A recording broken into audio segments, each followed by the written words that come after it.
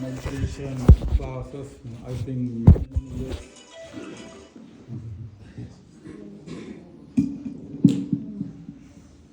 Thank you, Venerable Bhante Kalita. I just want to start by saying homage to the Buddha, the spiritually perfect one, the harmoniously awake one.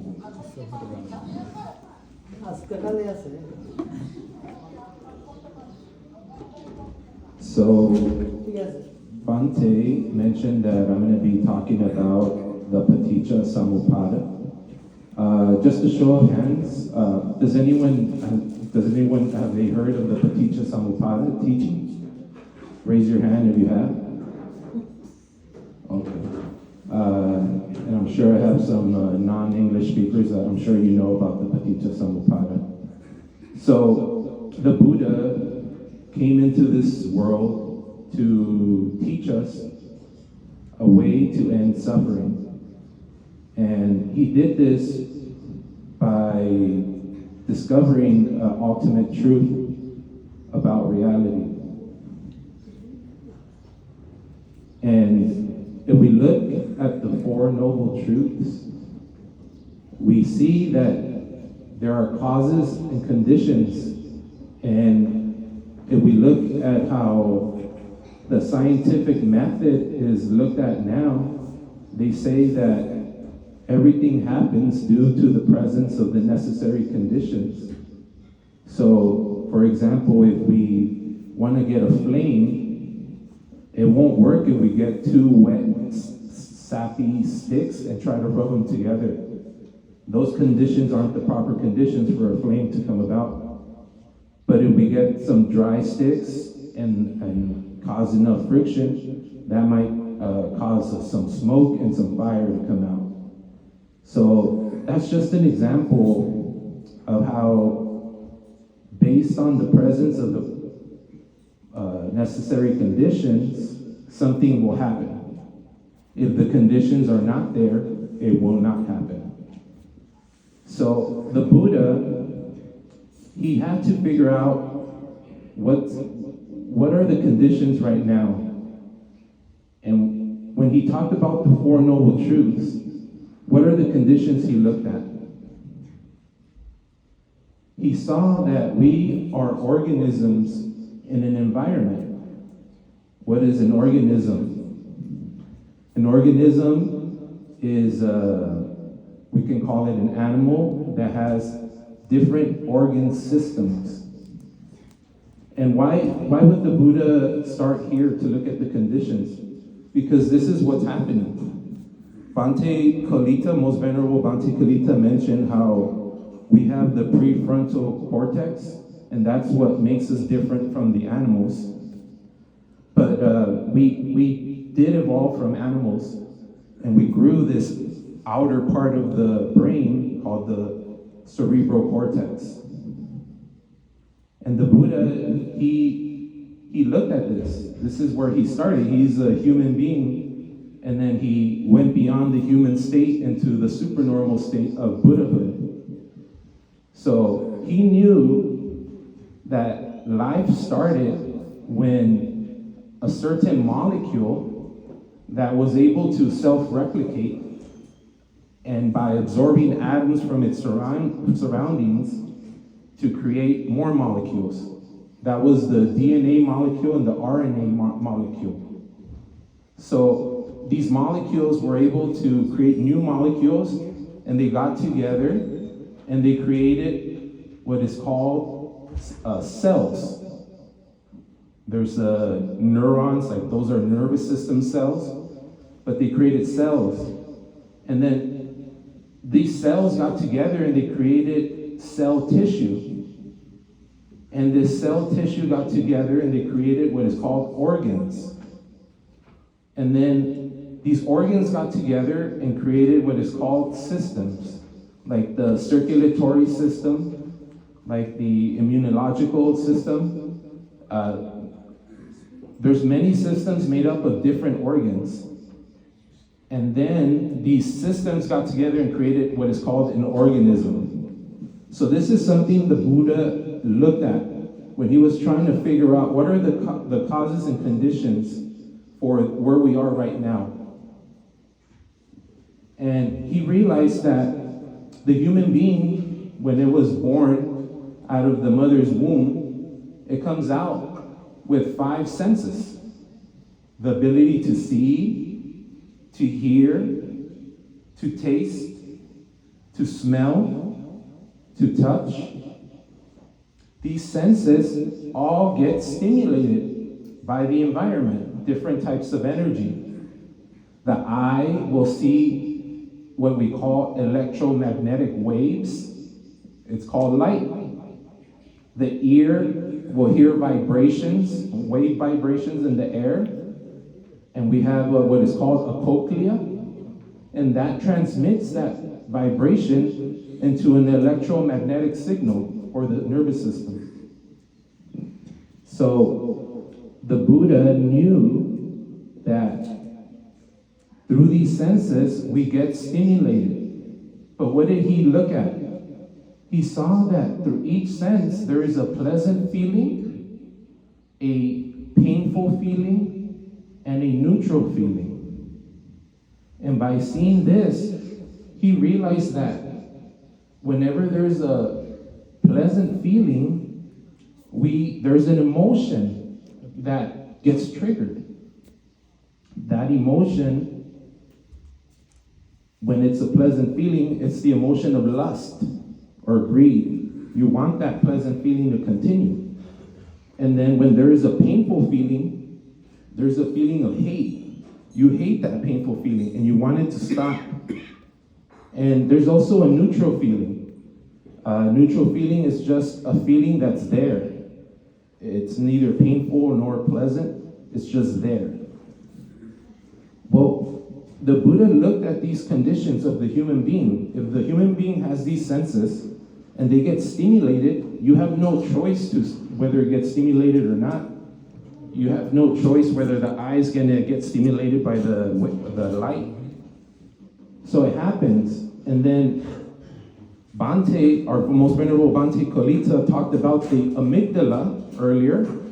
That is part of the limbic system.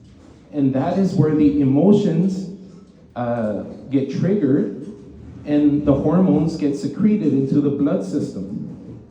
And these hormones, they're not all pleasant, as Bhante went over 6 hormones, and 2 of them were adrenaline and cortisol. So they're not all pleasant. The Buddha saw this. And am I just saying this, that the Buddha was looking at an organism in an environment just because that's what I think? No, it's actually in the sutras. There is a sutra in the Middle Length Discourses, the Majjhima Nikaya, called the Madhu Pindika Sutta, translated as the Honeyball Sutta. And there, most venerable Mahakachana went over what the Buddha was talking about, how when there's the organ of the eye and it gets stimulated by a sensation, there is an image, and when that is there, when those conditions are there, there's an organ and there's light hitting it, then there's perception, vijnana, chakku vijnana. He said, chakunsha paticca rupecha tinam sangati upajati vijnana. So when there is a chaku, the eye, and rupa, which is the image that is stimulated by the electromagnetic wave, there is perception, which we call seeing. So the Buddha started his teachings by looking at the conditions of the human being and seeing that we have senses and they're getting stimulated, and the stimulation is causing emotional reactions. So we mentioned when there's a pleasant feeling, we want it to stay, and not just stay, but stay forever. And when there's a painful feeling, we want it to leave our experience, and not just now, but forever. We don't ever want to feel a painful feeling. But what does the human find out? That we can't always have pleasant sensations. Sometimes pain comes up. So, because these emotions are in conflict with reality, which is there's going to be painful feelings and there's going to be pleasant feelings, and a lot of times it's out of our control. The emotions come in conflict with that. They don't want that. And to be honest, if we look at other religions, not Buddhism, they talk about something called heaven. And they make up this place, this imaginary place where there's going to be nothing but pleasant feelings, everlasting happiness, and everlasting life. But why did they come up with this? Because they couldn't figure out a solution to this problem that the human being has, which is the problem of suffering. There is this problem of suffering because we are organisms and we are getting stimulated by the environment. We have feelings, pleasant, painful, and neutral. These trigger an emotional reaction. We hate the painful feelings and we want the pleasant feelings to stay forever. But that doesn't happen. So other religions didn't have a Buddha to lead them, to teach them about reality.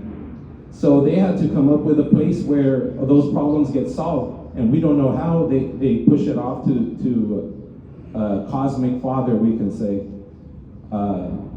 But here the Buddha, he's not looking for someone else to save us. He wants you to save yourself. And using your own human effort, which Bhante, our most venerable Bhante Kalita, talked about that prefrontal cortex. That prefrontal cortex is your human inheritance. And why is it that only from the human state that you can become a Buddha? Is because you have this ability to think. So, when the Buddha looked at the conditions of the human being and what is causing the suffering, he realized that what's causing the suffering is the emotional reaction, that lust, that hate, and that delusion, lobha, dosa, and moha. And not only that, we're personalizing, there's upadana. So the Buddha saw that there was suffering, and then he looked, what are the conditions? And he saw that we are organisms, and he realized how this body is working, and he saw that the problem is the emotional reaction. And so when he realized this, he said, well, there has to be a freedom from suffering. And that comes from giving up the emotional reaction, the lobha, the dosa, the moha, the greed, the hatred, and delusion. So this is an example of what is now called determinism. And when we say this word determinism, most people think predeterminism, that everything's planned out. But that's not what we mean here, and that's not what the Buddha is talking about. Here, the Buddha is saying that everything's determined based on the necessary conditions. And so, the Buddha saw this, and he thought, well, if emotions are the problem, then freedom from the emotions, calming the mind, that has to be what leads to freedom. So, he said, well, there has to be a way that leads to freedom. And the way that leads to freedom is what normally is called the Noble Eightfold Path. But here, noble stands for Arya. And Arya is not just noble, it's supposed to distinguish the ordinary person from the extraordinary person, the normal person from the supernormal person. So Arya here means supernormal, above the normal state. Because if we look at everyone is unhappy. And we think that this unhappiness is normal. But the Buddha here is trying to get us to the state of happiness, which is supernormal, arising above the normal state of the human being. And so he came up with this supernormal eightfold way. So if I said I'm talking about the Paticca Samuppada, why am I talking about the Four Noble Truths? Because someone who sees the Four Noble Truths will see the Paticca Samuppada. And here Paticca means, normally translated as a condition or dependence. It really means an antecedent. Antecedent means an activity that happens or is required for the next activity to occur. Normally, people can think of three types of antecedents. One is a temporal antecedent, that means time. So if I go click, click, click, click, one click happened after another in time. But there's also a spatial antecedent. If I put this notebook and then my phone and then something else, there is antecedents that are happening in space. But here, the Buddha is talking about the third type of antecedent called a logical antecedent. When we think of the numbers 1, 2, 3, 4, 1 has to come before 2, and 2 before 3, and 3 before 4. These are logical antecedents. So the Buddha, for Paticca, it means an antecedent. And what does the Samuppada mean? Sam, S-A-M, Sam, means together. And Upada, it's to arise, Upada. So this is a simultaneous arising of antecedents. So there has to be an order to how reality works for the organism to experience reality, and it's happening all at the same time. So how did the Buddha figure out that it's the emotion that's causing the problem? He had to first realize that reality works based on the necessary conditions that are present. Like we mentioned with the flame, if you want a flame, you need the necessary conditions to be present, or else it's not going to happen. It's not magic. This is what the scientist knows. That's why they have what is called the scientific method. They have to set up conditions and see what happens, because they know that reality is not magic and needs conditions to occur for something to happen. If the conditions are not there, it will not happen. So the Buddha looked at the human being, and a lot of the kids, you're all going to learn about biology in school.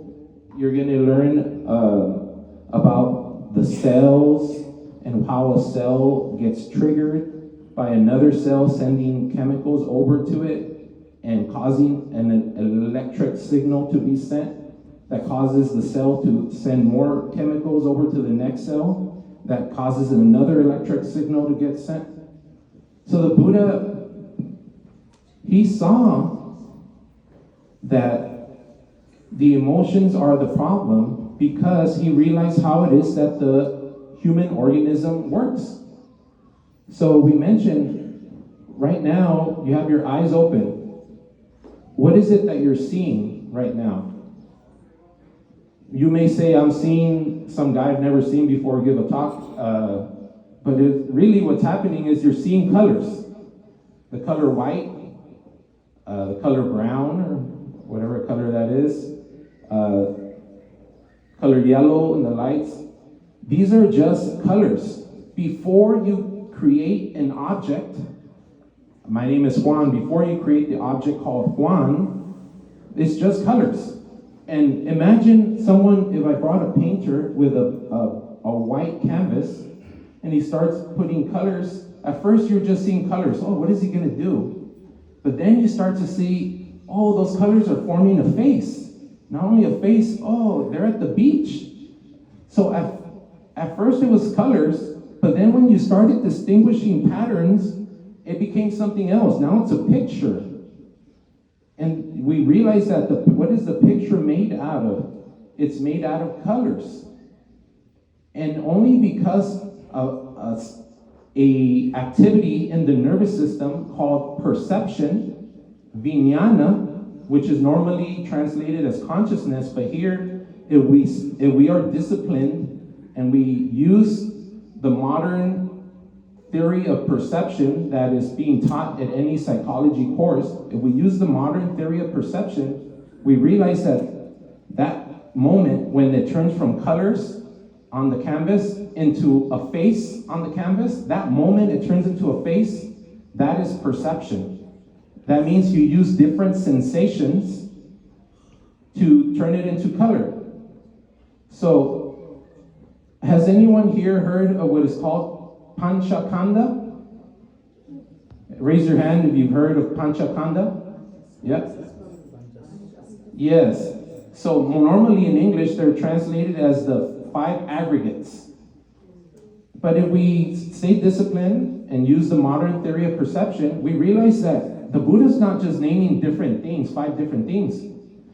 He's dissecting reality, and he's pointing out how the process of perception works. This is the 5 khandhas are the 5 constituents in the process of perception. So there is rupa, which is normally translated as materiality or the body. But rupa here is picture. Picture. When all the different colors got put together, it turned into a picture. There is vedana, which is normally called feeling. There is sanya, which is, unfortunately in English, is normally translated as perception. But here, if we look in the Majjhima Nikaya, Middle Length Discourse, Majjhima Nikaya number 43, the Mahavedala Sutta, where most venerable Mahakotita is having a conversation with the chief disciple of the Buddha, most venerable Mahasariputta. He asked venerable Arahant Sariputta, what is sensation and what is feeling? What is Vedana and what is Sanya?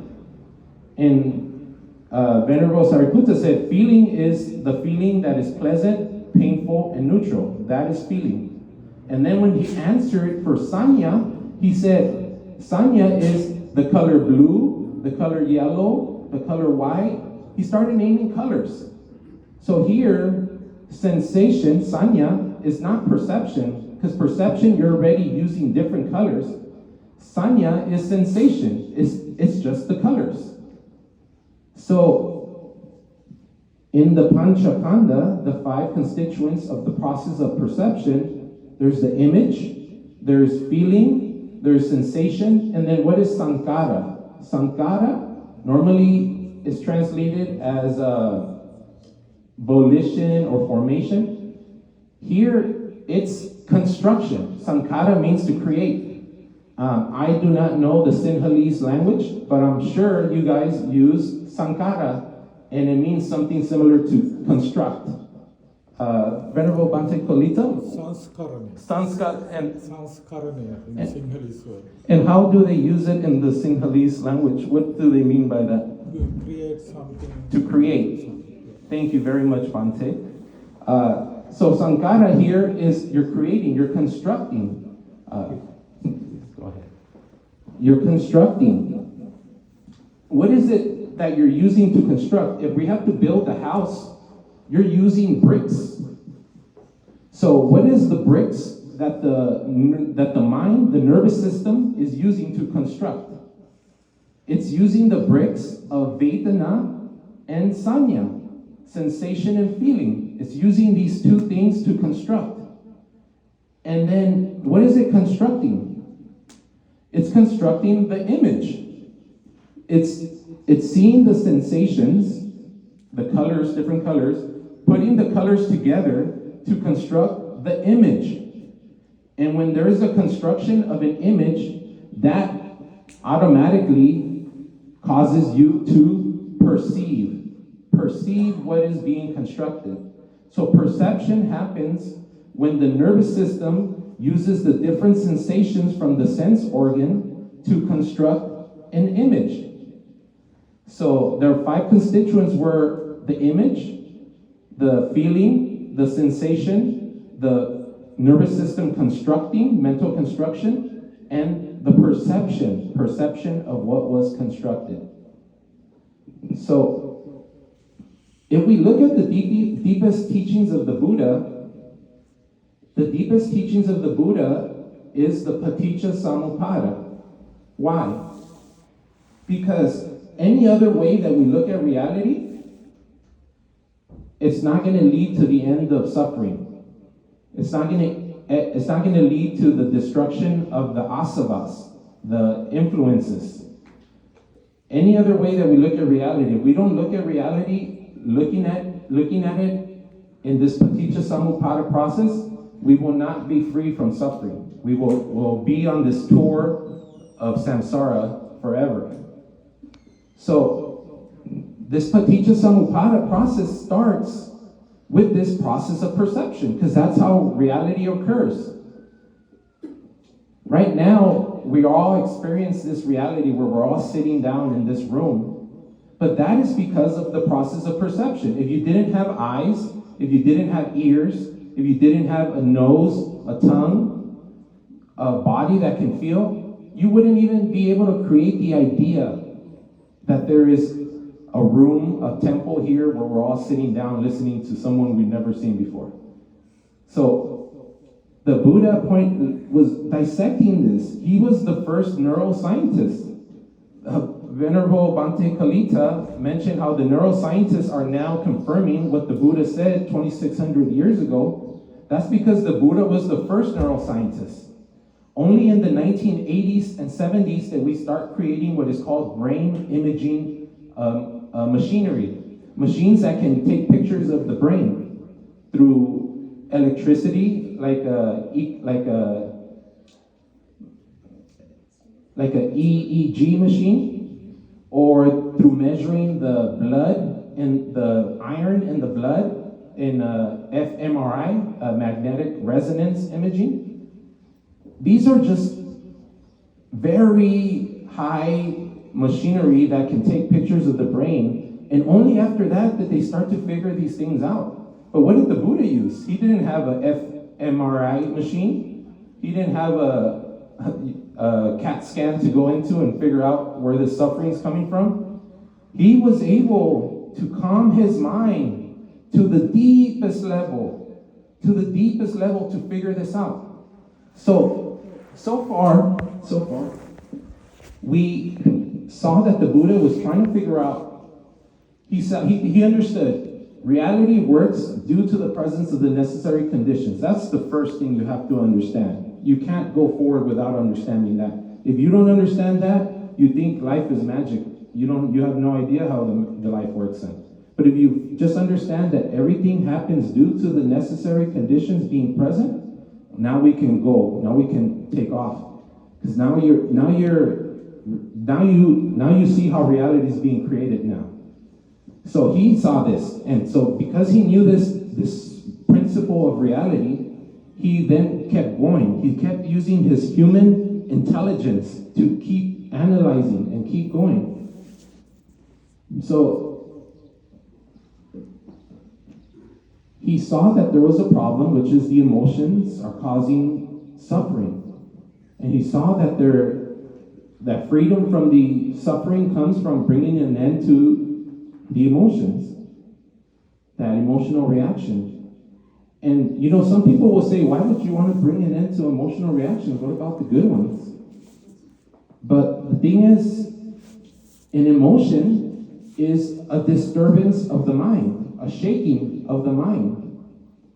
Anything you call a good emotion, like metta, karuna, these are not emotions, because someone who feels true love and compassion for all beings in this universe, this is not coming from a mind that's shaking. This is coming from a mind that's still and tranquil and happy and peaceful. So these are not emotions. You can live. Happiness only comes when you're free of the emotional disturbance. So he saw that this is the key, and then he tried to figure out how do I bring an end to the emotions. So like we said, he didn't have an fMRI machine. He didn't have these machineries that we have now that the neuroscientists are getting all their info from. So he had to learn that if emotions are the problem, then I have to stop trying to gratify the emotions all the time. I have to stop trying to gratify the emotions because that's not leading to happiness. It's only leading to pain. So this is just knowing the problem and the solution, which is the problem is the emotion, the tanha. Sorry, I never even said it, but emotion here stands for tanha. Normally, this is translated as thirst or craving or desire, but tanha, it literally means thirst. But why did the Buddha use thirst? When the body is thirsty, it's not because you choose, now I'm going to be thirsty. The body sees the conditions in the body to try to signal the organism to drink water, make it think that it's thirsty. Because let's say you eat a bunch of chips, you eat a whole bag of potato chips, they're very salty.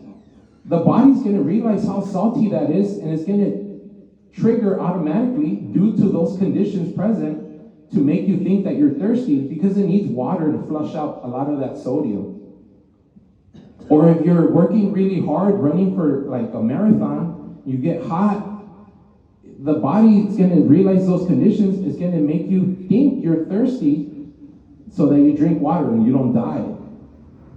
This is not you choosing to be thirsty. It happens based on the conditions that are present. And the Buddha used tanha to point out how the emotions are mechanical.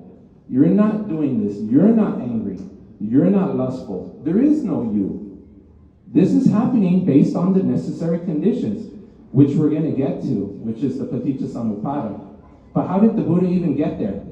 So he realized that the emotions are the problem. I have to do a 180 turn, going from gratifying the emotions, doing a 180 to heading to a new goal, G-O-A-L, goal.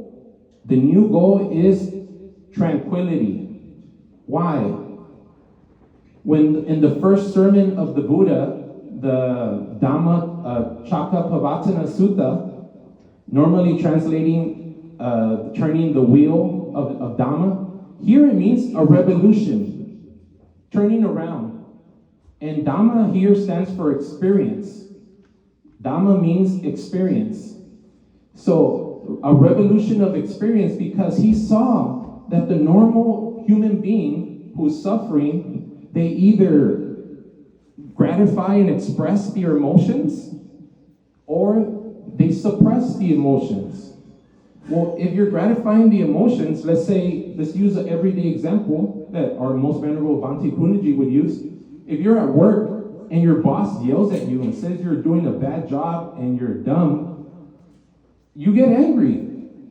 What happens if you express your emotion there? You punch him. Now you're fired. Now you're fired and you're suffering. That's so expressing the emotion doesn't work. So let's say he yells at you, calls you dumb, and you suppress the emotion because I can't get fired. I need to pay my bills. So then you go home all angry because you suppressed it. And then you start fighting with your family. You let it out on them. So expressing the emotion doesn't work. Suppressing the emotion doesn't work. So that's why he found the middle way. The middle way doesn't mean sometimes expressing and sometimes suppressing. It means there has to be a better way to deal with this emotional arousal, which is a flood of hormones that is causing you to act. That's why emotion means to put you in movement, in motion.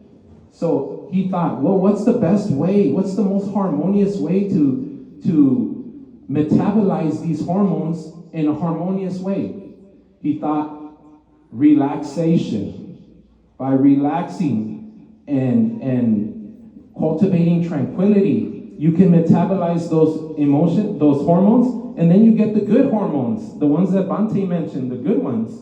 Serotonin, endorphins, All these good hormones are because you got involved now. Now you're not just a machine that is being triggered by emotions. Because if we think of an animal, the animal doesn't think. Maybe they have a little bit of thinking, but they don't think like us. They just move based on their emotions. But we're not animals now. Now we have that prefrontal cortex that the most venerable Bhante Kolita talked about, which is thinking. We have the ability to think.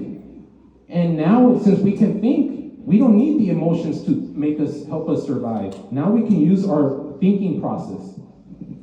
So the Buddha, that's why in the first sermon he says the middle way is to relax and cultivate tranquility.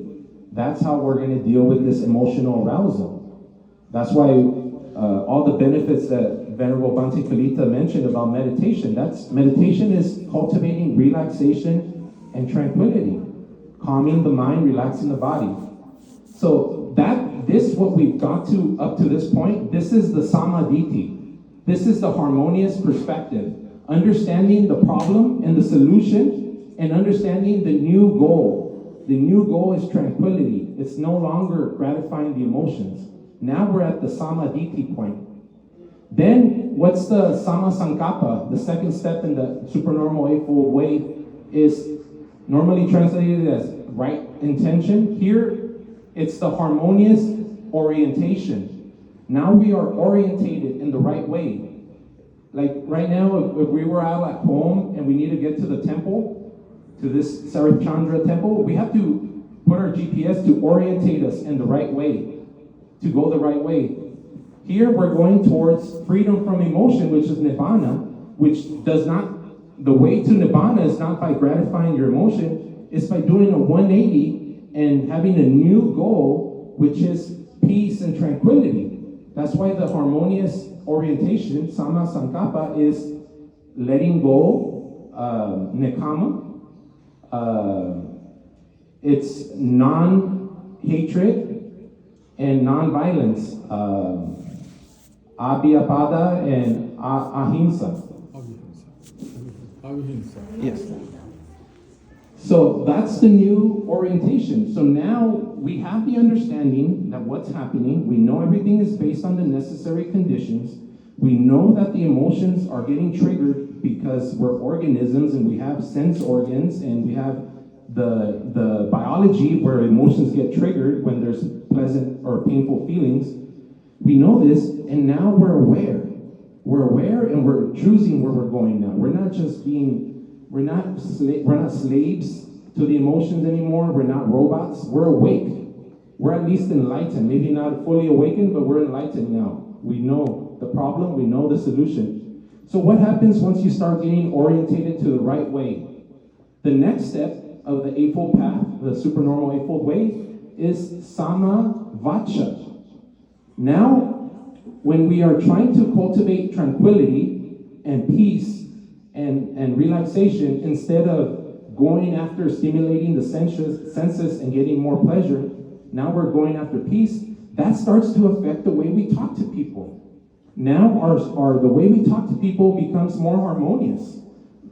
That's exactly what our Venerable Bhante Kolita mentioned. When people meditate, if you get your kids to meditate, it shrinks the amygdala, which is the emotional center, that startle biology that makes you get emotional.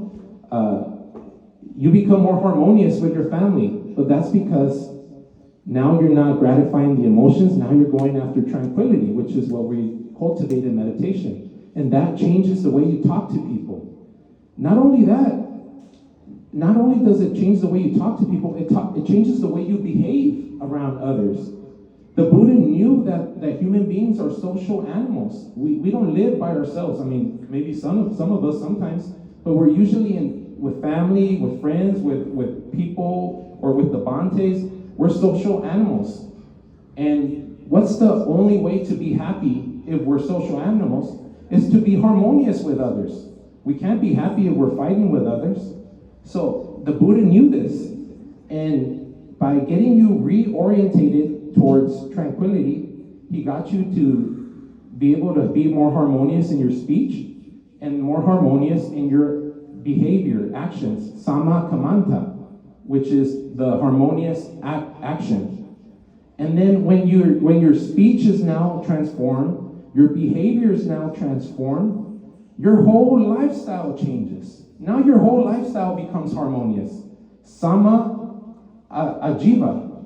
Now your whole lifestyle, normally translated as right livelihood, but that makes us think that that's just talking about your work. No, this is your whole lifestyle. From the moment you wake up to the moment you go to sleep, your whole lifestyle changes and it's more harmonious now. Why? Because you understand the problem of the emotions, you understand the solution to become free from the emotions, you have a new goal, and that's transforming your speech and your behavior and your whole lifestyle. Now, once your whole lifestyle is being transformed, now it's time to meditate. You know, in the West, they jump right into meditation, not knowing that you need the sila first. You need the sila. Why? Because if you sit down and you're doing all these akusala behaviors, kamas, bad behaviors, dark behaviors, when you sit down and you try to calm down and relax, you're just going to be stressed out by your own memories of what you've done.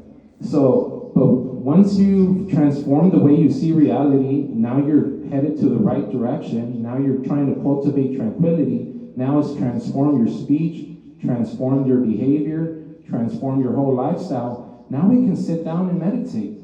And this is the harmonious exercise, sama vayama. Now we know that when we're walking around, we're going to guard our senses. If we see someone that's going to trigger, something that's going to trigger lust or hate, we're going to choose not even to look at that. That's guarding the senses, samvara, the first part of the fourfold technique of the samavayama process. Guarding the senses, you're going to choose not to think about that. But even if you close your eyes and plug your ears and plug your nose and close your mouth and don't move, even if you're not even trying to sense anything through your sense organs, you still have the memory image. You still will remember, oh, I remember my boss, he yelled at me in front of everyone. So now, the second step of the samavayama is to get rid of the memory image. We already said we're not going to get triggered by what we're perceiving, but now we're also choosing, we're not going to get triggered emotionally by what we remember. So we're going to choose to remove, eliminate, pahana. Pahana means to eliminate that memory image. And then once we're guarding the senses, we're eliminating the memory image. What is the only way we can eliminate a thought? If I tell you, everyone right now, stop thinking, is anyone going to be able to stop thinking? Probably not. So the only way to eliminate a thought is not by stop thinking. The only way to eliminate a thought is to replace it with a new thought. The Buddha has many sutras where he talks about different ways to replace a thought or to remove a thought. But it works like this. It works by bhavana. Bhavana is the third step of samavayama, which means to cultivate. You're cultivating a good thought, a peaceful thought, a relaxing thought. And that could be your breath, how I'm breathing in and how I'm breathing out. Or it could be, may all beings in this universe be well, happy, comfortable, and peaceful. That's a good thought. And if you stick to that, if you keep your awareness on that loving kindness thought, on that benevolent thought, or on the breathing in and out, how good it feels to just relax and breathe in and breathe out. If you keep your attention there, if you maintain that for a while, which is the fourth step, anurakana, maintaining that good thought, you automatically go into the seventh step of the supernormal eightfold way, which is samasati. Bhante, our most venerable Bhante Kalita mentioned sati does not mean mindfulness. That's a bad translation. It's actually the opposite, mind emptiness. We're trying to, sati here means attention. So why is attention so important? When you are paying attention, you're not thinking about the past, you're not thinking about the future, and maybe you're not even thinking about yourself. And if you're not thinking about the past, the future, or yourself, there's no room for an emotion to spring up. Because an emotion only springs up when you're unconscious, when you're not paying attention. An emotion can spring up. And so when you're cultivating this good thought and keeping it, you go into the samasati. At this point, this is we're at the end stage of, we're going to Nibbana now. Now Nibbana is in sight. Once we get to this samasati, it's like the game of golf. You know, in the game of golf, you see a flag way out there, and you hit the ball. That, like, hitting the ball is like the samaditi. You know which way is the nibbana, so you hit your ball over there. The samasati, which is the 7th step, it's like getting the ball on the green. Now you just gotta put it in. That's why the Buddha said, this is the specific way to the end of all suffering. He said that in the Satipatthana Sutta. He said, this samasati is the specific way to the end of all suffering. And samasati is the first step in the 7 steps to the process of awakening. Sata Bojjhanga. So, let's say the Buddha, when he got to the samasati, now he's being introspective. Now he's looking at the kaya nupassana, looking at the body, how it feels. The vedana nupassana, looking at the feelings. The chitta nupassana, chitta, that's where the emotions get triggered. They're looking at the emotional state of the mind. And the dhamma nupassana, here dhamma means a concept, what you think. So it's looking at the thoughts that trigger an emotion, that trigger a feeling, and trigger tension in the body. And if you keep your attention steady, you go into what is called the jhanas. The normally translated as absorptions, but this is an ecstasy. It's ecstatic. And when you get into the jhanas, the only way to get into the jhanas, which is the 8th step of the supernormal eightfold way, sama samadhi. Sama samadhi means the 4 jhanas. When you get into the jhanas, you stop all activity of the emotional disturbances. The kama chanda, the emotional urge for sense pleasure, is gone. The vyapada, the hatred or ill will, is gone. That emotion is gone. The tinamida, the laziness or boredom, that feeling is gone. That emotion is gone. The uddhacca kukuccha, the anxiety or worry, that's gone. And the vicikiccha, your mind that's divided, is now unified. And that means going into jhana. And in the first jhana, there's still activities going on. You're still thinking, asking a question and answering the question, vitakka, vichara. You still have this cognitive happiness, this like mental happiness called piti. You still have this extreme physical comfort called sukha. And you have your mind now, the mind that's normally divided between your emotional agitation and your thinking. Now it's unified, ekagata, unification of mind. And as the Buddha went through these jhanas, through the 1st, 2nd, 3rd, 4th jhana, at the 4th jhana, all feeling stops. The feelings, like pleasure or pain, stops.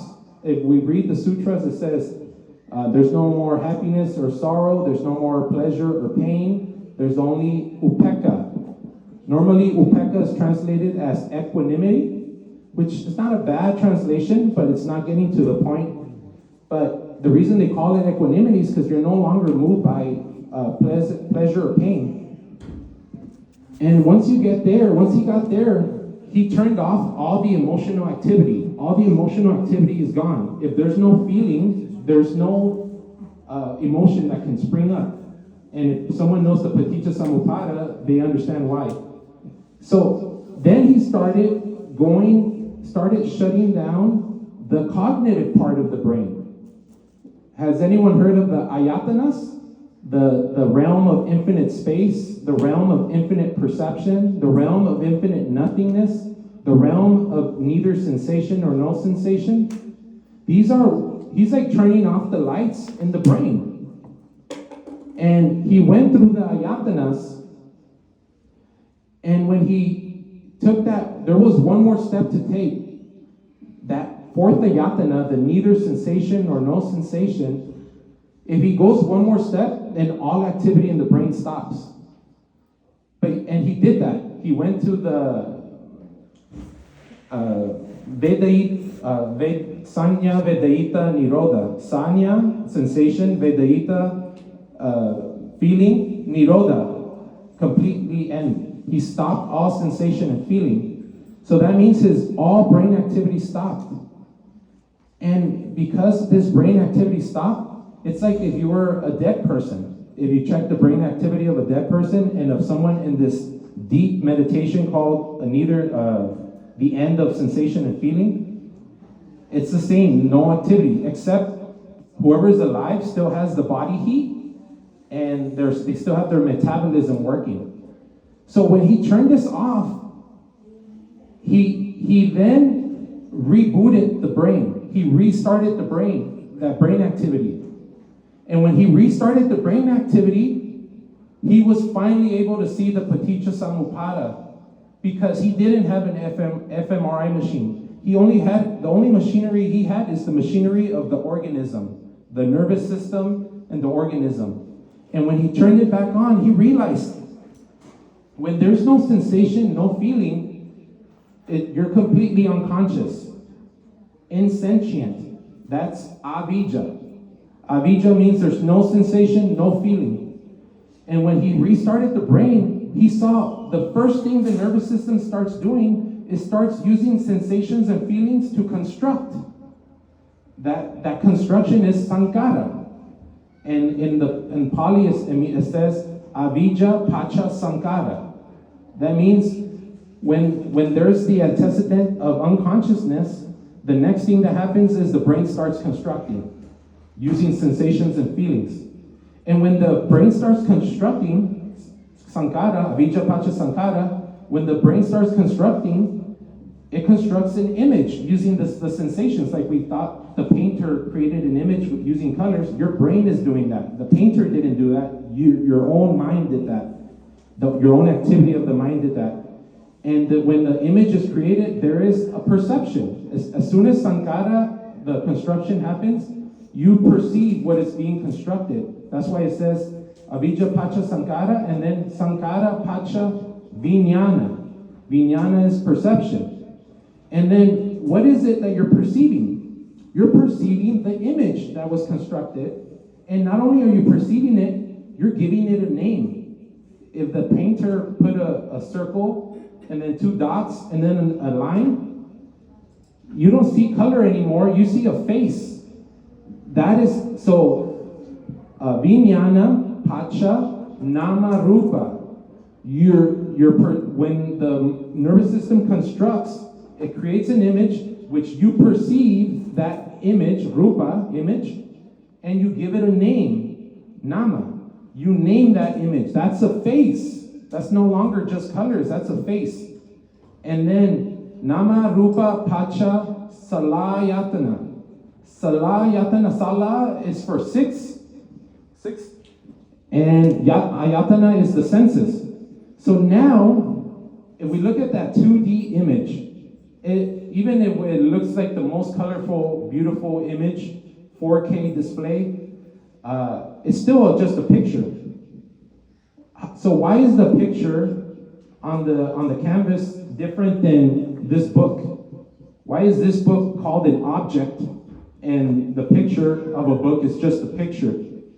It's because we're using all six senses to create this object. I can touch it, I can hear it, I can probably lick it and taste it, I can hear it. You use all six senses to create the object called a book. So you are the one turning that image, nama rupa, into an object by using all six senses, salayatana. And as soon as remember at the beginning I said there was 5 senses, the seeing, hearing, tasting, touching, smelling, 5 senses. Here, now there's 6. What's the 6th one that got involved? The 6th one is mano vijnana. Mano means the thinking, the thinking activity, perception of the thinking activity. So why is the mano vijnana involved now? Because if we look how the organism works, the eye has nerve cells that goes up the spinal cord, up to the brain. The nose, the tongue, the body, we have nerve cells going up the spinal cord, and they all meet on the brain, in the cerebral cortex. And as soon as the mano vijnana is involved, it says, salayatana pacha passo. Passo normally is translated as contact. That's a bad translation. Contact means touching this.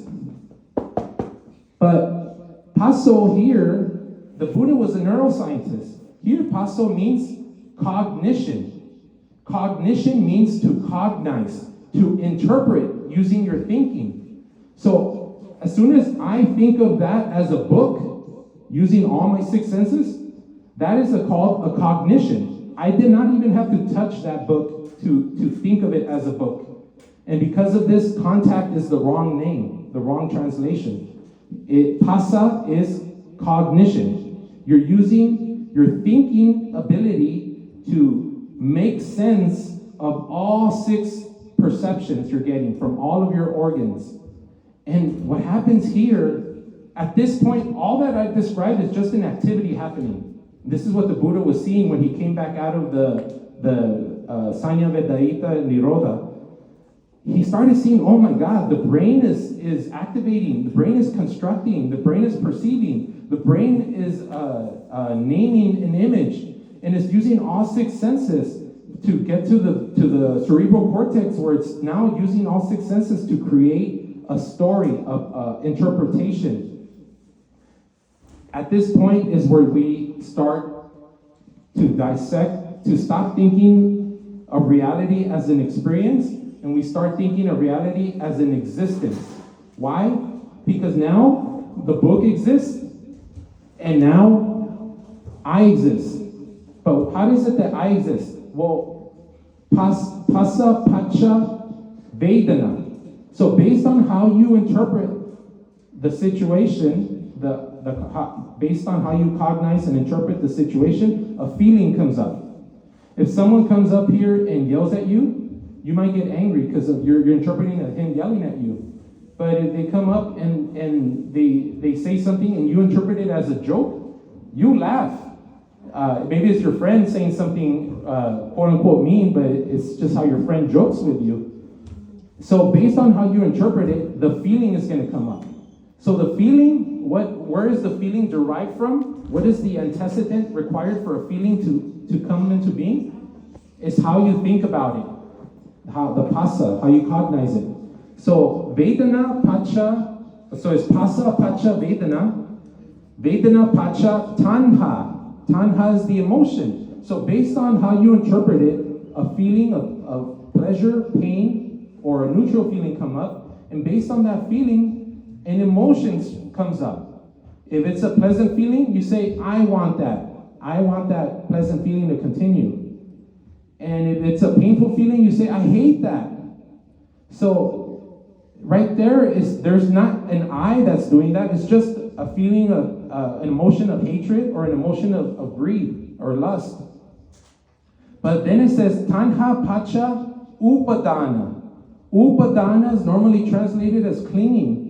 But here, Upadana, Upa means inside, and Dana is what we were so blessed to have twice today, people bringing you gifts and donations and food. Dana means a gift. But here, Upadana means instead of giving it, you're taking it in. It's mine. Instead of giving, you're saying this is mine. So it's not until this point that we're even using the word I. So far, we describe reality without even having to talk about an I existing. But as soon as the emotion gets triggered and we say, I'm angry, I'm lustful, I'm sad, I'm depressed. As soon as we say I, then now that's the upadana. And then upadana, pacha, bhavo. Bhavo here is for bhava, which is existence. So as soon as you think, I am angry, I am sad, I am lustful, now you created the idea that you exist. And by creating the idea that you exist, you have to point to something that is existing. Because the only way we can say something exists is if they are occupying space. Like this is going to occupy that space right there. And it's occupying time. It's going to stay there until it's time to go home. Then I'm going to move it. So in order to say something is existing, it has to be occupying space and time. And what is it that we point to? What does everyone here point to say, that is me? That's the object that I am. We point to the body. That's the only thing we can say that is mine. Because that's the only, when someone touches you, you feel that, not someone else. So you say, you think, you get confused. This is where the moha comes in, the delusion, is that you think this body is mine. And if the body is yours, what is then the past of the body is yours too. What is the past of the body? Does anyone have a guess what the past of the body is? So in the Paticca Samuppada it says, Bhava, Pacha, Jati. What does Jati mean? Birth. So now because you pointed to the body saying that body is me, I, now the past of the body is your past. That means now you think you were born. That's why it says existence, from existence as a condition, birth comes into being. And that's the past of the body. And since you think you're the body now, what's the present of the body? What's the present of the body right now? The present of the body is the aging process. You think, I'm getting old. That's the present of the body, because you think you're the body. Now the present of the body is your present. Now you think, I'm getting old. That's why it says, and not only that, what's the future of the body? Death. So that's why it says, Jati, Pacha, Jara, Marana. Jara is the aging process, and Marana is death.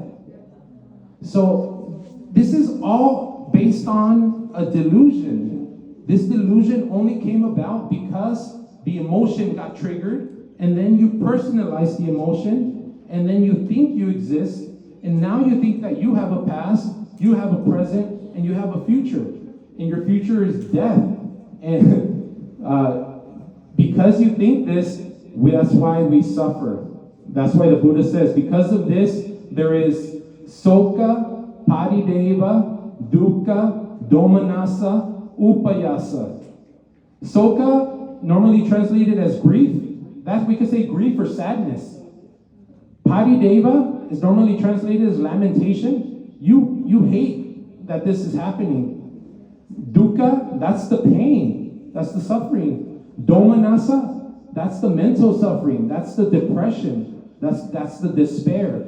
And the upayasa is the exhaustion of life. You can't take it anymore. There is we're almost finished, but there is a famous psychologist who came up with the idea called the general adaptation syndrome. That's where we got the fight or flight response. And the first part is the alarm reaction. You think there's something wrong. And the second part is normally that alarm reaction is good, because if there's problems, then we know we have to do something. But if that alarm reaction continues, it turns into dukkha and domanassa. And if that problem continues, you can't get back down to relaxed, tranquil state, then you might die. You might die. And this is the cause of all suffering. This is how reality works. Just because we didn't understand that this was happening, that we think we exist. But now I explained it to you. And I only explained it because the Buddha explained it to my teacher, and my teacher explained it to me. So the Buddha gave us the shortcut. He told us how reality works. So now it's our job to, when we're going around our day and we get angry or we get lustful or we get sad, Now we can think, oh wait, there is no I here. All that's happening is that there is a body, it got triggered by the sensations, and then that sensation turned into a perception of what's being sensed, and then you cognize how you're interpreting that perception, and then a feeling came up, and then an emotion came up, and then I personalized this emotion. And then because I personalized it, I thought I was having a bad day. I thought I was angry. But this is how the Buddha was able to use his own organism, his own body as a brain imaging machine to figure out what the heck is happening here. And you don't need to go all the way to the turning off the brain completely to understand this. First, you just need to understand this intellectually, which I think everyone has. I don't see too many confused faces. So I think you guys understand what I'm trying to say. Now the next step is for us to go on that supernormal eightfold way journey, and to get into the jhanas, to get so relaxed, so calm, so peaceful that we turn off all the emotions temporarily. We go into the jhanas, and then if we can get to the fourth jhana where there is upekkha, when now you calm down all the feelings down, then we can look at the process of perception, which is the panchakanda, and then we can wake up because we're no longer going to get fooled. You know that the Buddha called vijnana a magician, like a magic show, because he tricks you. We think we're all existing here, and that's because our perception is tricking us. But if we use our attention, use our intelligence, and we look and dissect reality, understanding how the process of perception works within this organism, we're going to wake up from the dream of existence. As soon as we remove the condition previously, it'll remove the suffering. So, what was the condition that caused the suffering? That we thought we're going to die. What was the condition that caused we thought we're dying? It was that we thought we were getting old and that we were born. What was the condition that caused you to think that you were born? It was that idea that you thought you exist. What was the condition that made you think you thought you existed? It was that you personalized what's happening in the body. And what caused you to personalize what's happening in the body? It was the emotional reaction that caused you to personalize what's happening in the body. Well, what was the condition that caused the emotional reaction? It was the feeling, the pleasant, painful, or neutral feeling. What was the condition that triggered that feeling? It was the way you cognized the situation, the way you understood what's happening with your perception. What was the condition that caused the cognition for you to interpret it that way? It was the six senses, how the information coming from the six senses. What was the condition that made you even use the six senses? It was that you thought you were naming an image. There was an image, and you wanted to bring that image to life. That's why you used the six senses. What was the condition that caused an image to be named? It was the perception. The perception pointed at the image and named it. Well, what was the condition that caused perception to come into being? It was that the nervous system started constructing. Well, what is the reason that the nervous system started constructing? It was because you were unconscious from the very beginning. You were unconscious of this whole process. And because you were unconscious of this whole process, this all happened before you could even realize. And so if we remove the first antecedent, the first condition, which is the unconsciousness, avijja, if we remove that, then that gets rid of the sankara, that gets rid of the vijnana, that gets rid of the namarupa, that gets rid of the salayatana, that gets rid of the passo, that gets rid of the vedana, that gets rid of the tanha, that gets rid of the upadana, that gets rid of the bhava, that gets rid of the jati, the jara marana, and all the suffering. So this is the essence of Buddhism. If we don't understand this, we will not wake up. But luckily, we have amazing teachers who dedicated their life to the teachings of the most amazing activity that walked on this earth 2,600 years ago.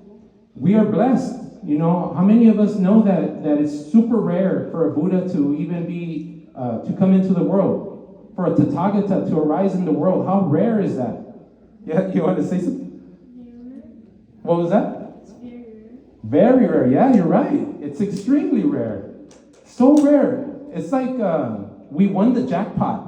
You know, everyone always dreams, I'm going to win the jackpot. I want to win billions of dollars, and we think about how we're going to spend it.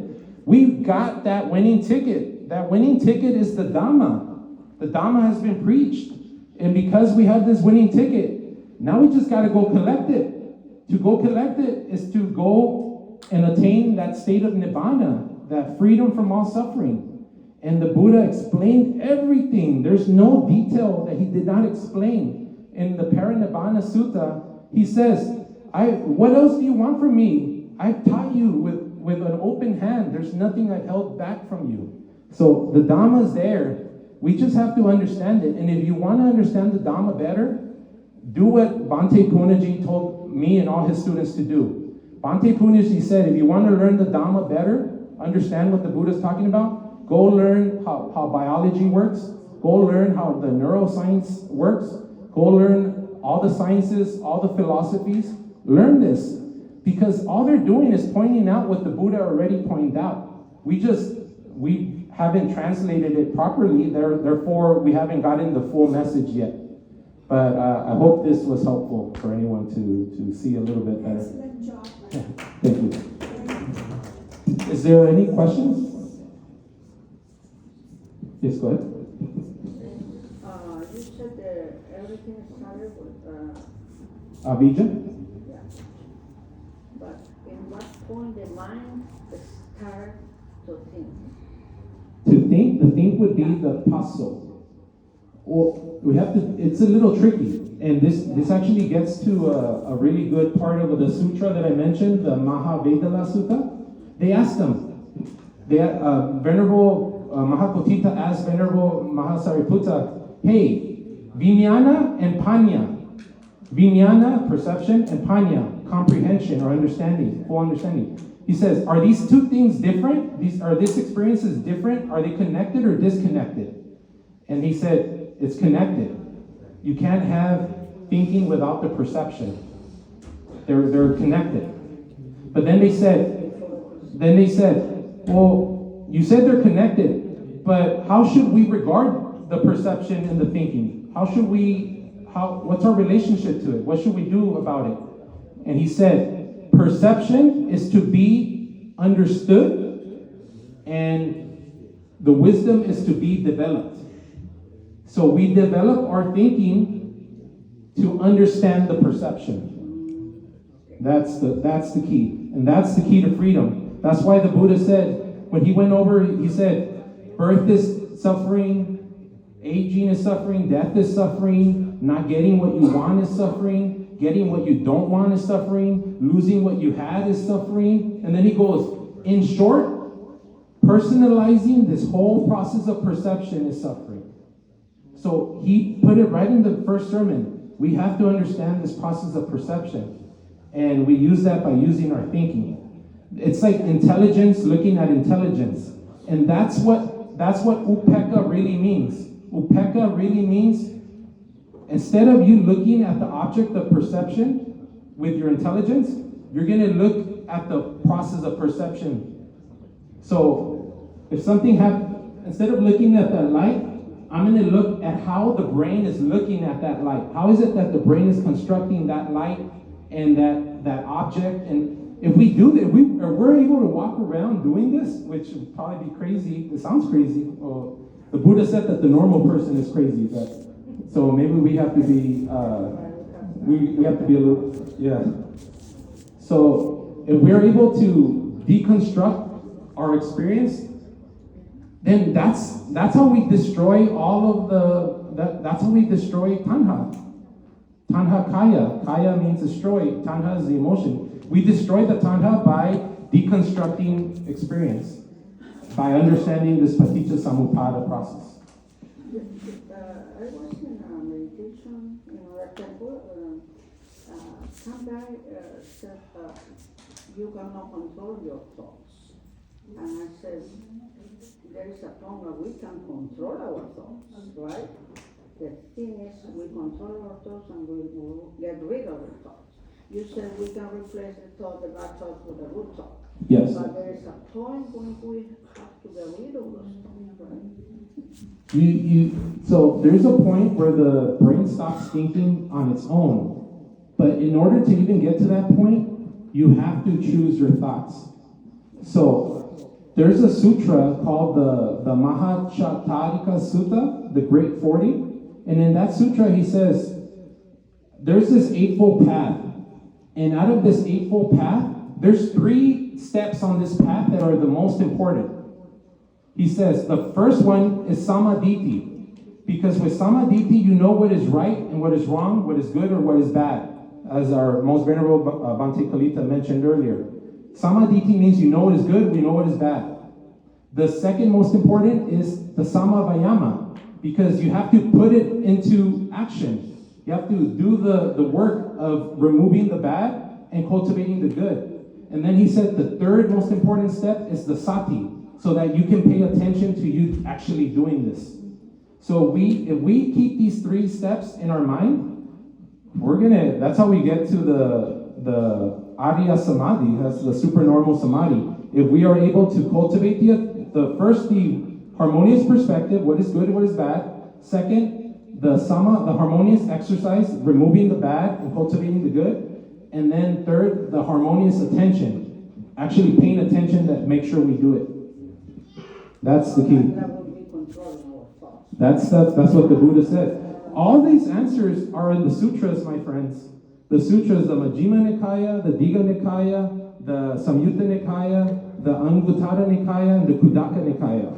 All these answers is not me. I'm nobody. This is all what I've read from my teachers and my grand teacher, the Buddha. So it's there. We got the winning ticket.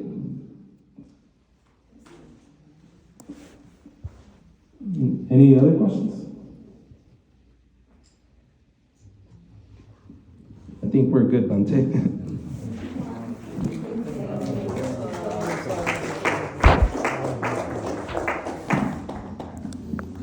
Thank you so much for giving a deep Dhamma talking. Actually, Buddha's Enlightenment Day